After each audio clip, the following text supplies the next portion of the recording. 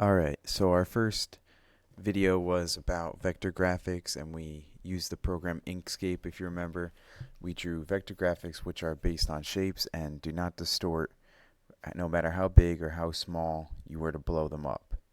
Our second project is going to use raster graphics, what you typically think of as photos and photo manipulation, and programs such as Adobe Photoshop. We also have a really good app on our computers called Pixlr that we can use in conjunction with Photoshop in the classroom. So I'm just going to show you guys how to get to that first. If you click on your Google Chrome and you come up to your ClassLink Launchpad here, we can actually get this app on our Launchpad.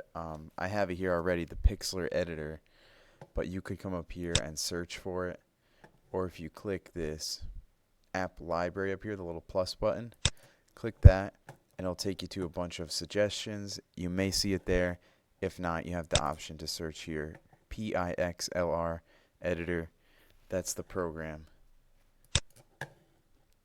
So if I launch that, it takes me to pixlr.com, and the nice thing about this website is that you create an account and it's a cloud service. It'll save your artwork on the computer, on the cloud rather, for you. So if I go to image library, I can see some of the things that I've made in the past.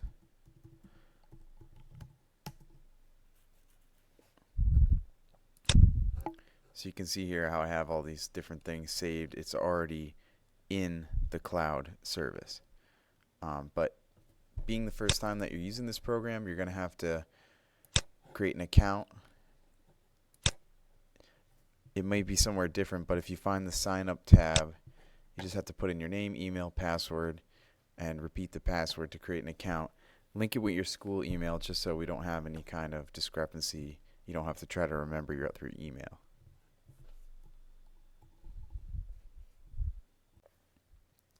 Now that you have an account, we can start our first project. So in order to do that, we have to first get a canvas on the screen here, similar to Inkscape where we had a space we could work in.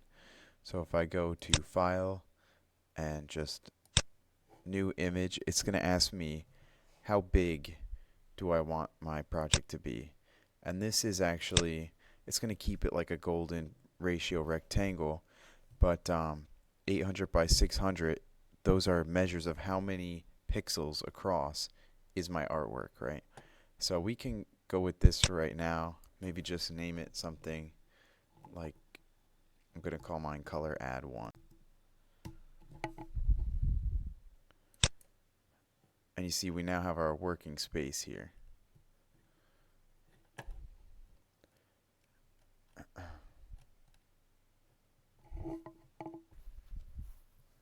Make sure your canvas is on your screen and you can see all the edges. We're going to kind of talk a little bit about the tools as we come across them, but I'm sure you'll see a lot of things that look kind of familiar from other programs, or you have a general idea about what some of these things on the left will do. So what we first want to do is get an image to manipulate for our project, right? So if I wanted to make an advertisement for something like a cheeseburger, I could go to Google and just find an image. That being said, though, not all images are created equal. We kind of want to find one that has a very high quality image. And the way we could do that is if we go up here to settings in Google, you can go to advanced search and kind of select what kind of size images am I looking for, right? You could always change that to find more better quality images. If I go here to where it says image size, any size, and if I only want to have large images, click large, advanced search. Now I only have high quality images of cheeseburgers, right? And for our purposes, we're going to want a cheeseburger with very little background. The reason why I'm looking for that is because we're going to cut out the background, and it's a lot easier if the background is one color, or if there's no background it just makes things easier to cut out. So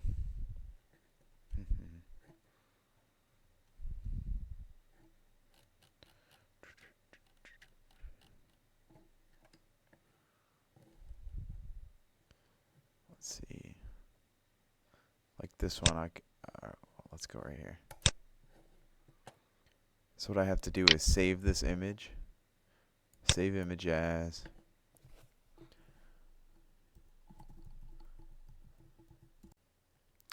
What I'm going to do is come up to the corner here. If I go to edit and come down to free transform, or like it says here, the shortcut Control T, notice I have the little dots in the corner where I can resize my image. Similar to Inkscape, if I hold Control and Shift, I should be able to maintain the ratio without distorting my cheeseburger. I can move it up, try to center it on my canvas.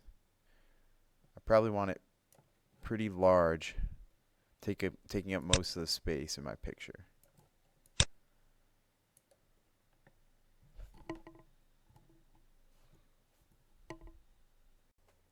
The next step is we want to remove all the background from our picture. If you, as I said before, if you chose a background that was all one color, it makes things a lot easier, and I'll show you why. The first tool we're going to use is called the Magic Wand tool. If you come here, it says Wand tool, and what this does is it kind of, I'll click here, it selects an area by seeing what color the pixel is where you clicked, and then finding pixels near it that are related in color, if they're similar color. So in this case, it's kind of gray. It's a group of grays, so it knows I'm selecting that shape there. So I click there. Let's say I want to delete out that part, right? I can press backspace or delete button, highlight these areas, and I'm kind of just deleting a little bit of my background out at a time.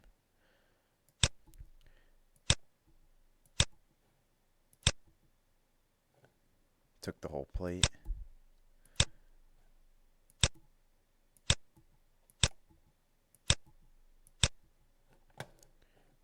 Let me show you one reason why this could be problematic, though, is if I click up here, right?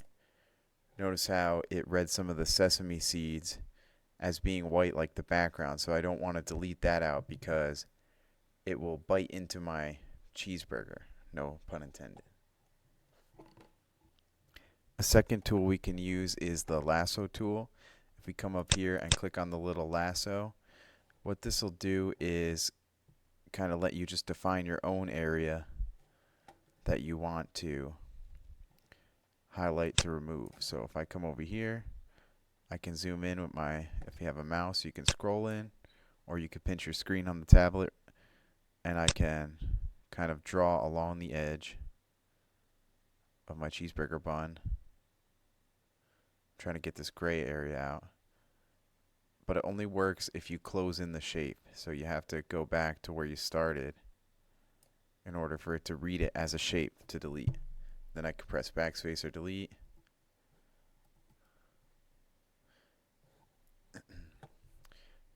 Now another interesting thing, right, I have layers over here. It kind of gives you a background layer. This may or may not be checked to say whether it's transparent or you can see it, right? If I uncheck it, the layer is no longer visible, right? It's just a white layer underneath. So if I don't have the white, you see this checkerboard pattern instead. And what that checkerboard pattern is, it's the computer telling you it's transparent in that area.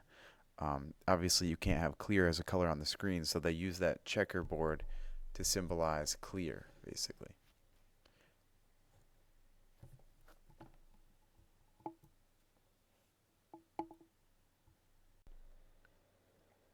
One last thing I want to mention about this here is just how to save your file. If you go to File and Save, it's going to give you a few options. You can save it to your computer. Therefore, you're able to save it onto your flash drive if you want to do it that way. Or you can save it to your Pixlr cloud. As I mentioned, cloud service, it'll keep it in the program there for you. If you're using Photoshop, then obviously you have to save it to your flash drive. But if you come here to format, there's a couple different options. This one that says PXD, Pixlr Layered Image, will save it so the background does not merge with your top layer. That's what we're going to want to pick for now while we're working with our final product. Then at the end, we probably want to save it as a JPEG file or a PNG, depending on PNG can maintain transparencies, whereas JPEG is like a photo file. So while you're working on it, make sure you save it as PXD file because that's very important so you're able to still have the layers that you left off with. Otherwise, your background's going to get smushed with your front layer and you're going to have to cut the background out again, which you don't want to do. So pick PXD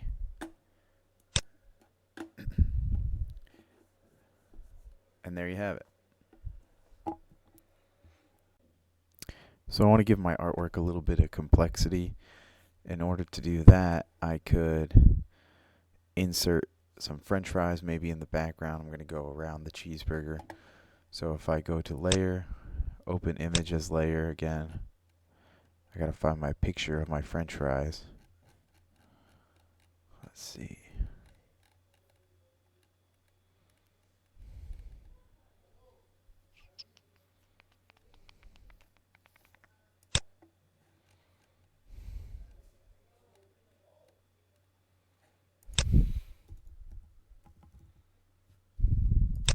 Okay.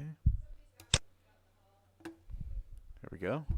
Again, I can go to edit, free transform, and shrink it so it will fit on my page. Hold shift and control.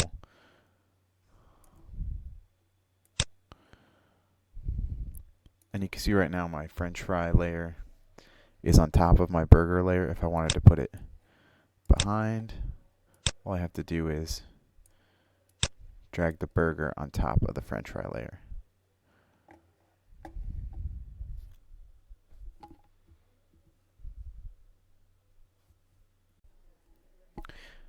So what I did here is I took my initial set of french fries and I just copied and pasted so that it looked like a lot of french fries. And every time I copy and pasted, you can see it created a new layer of french fries. If you look here, you can see this is like the top right set of french fries.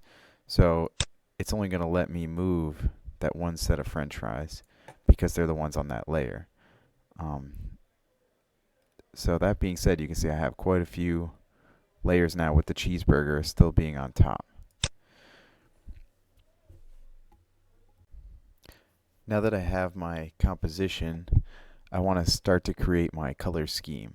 And there's a couple different ways to do this, but inherently into this one I kind of can see like a warm and cool or analogous because I have almost like orange and yellow. If you think about the bun, I have the warm color here like yellow green, right? A little bit of yellow. Maybe the meat doesn't quite fit, but you can make the meat look a little more red to fit with that scheme. So I'm going to try to make all of my colors warm colors on the food and then put a cool background color so I have a warm and cool color scheme. One thing you can do first off is to adjust some of the color of your layers. So if I go, I'll choose my cheeseburger layer. See, I know I have my cheeseburger layer selected here. If I go to adjustments, and I have a couple different options here as far as color. Hue and saturation would be a good one to play with. If I up the saturation, you can see the bun is becoming more orange and yellow, and the yellow green of the lettuce is really getting a lot greener, so I can really kind of play that up to make the burger look very appealing. Probably want to keep it somewhere in that yellow orange kind of range.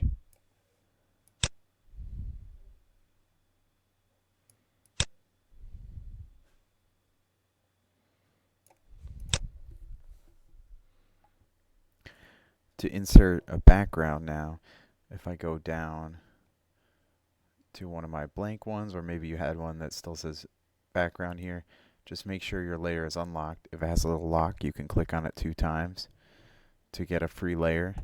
And if I dump paint into that layer, I know it'll be behind all of my other stuff.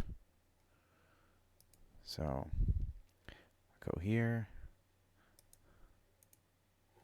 and I can kind of choose a color. Since my French fries are like a yellow-orange, right? If I go across the color wheel, I know that a blue-green or somewhere in that range would be a nice color.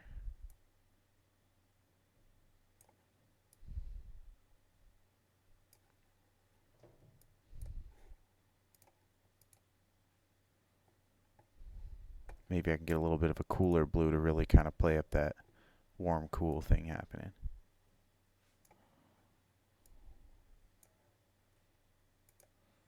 Let's see.